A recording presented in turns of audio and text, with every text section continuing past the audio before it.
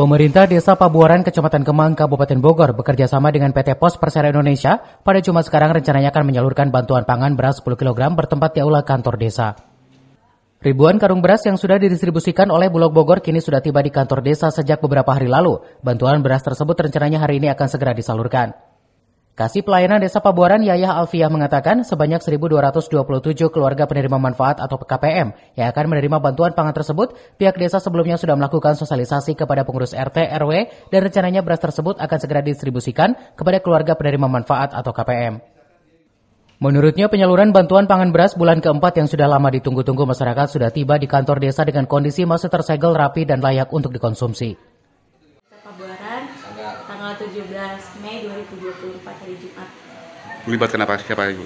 Melibatkan kita RT RW, kita terus dari SM juga, fasilitator, staf-staf.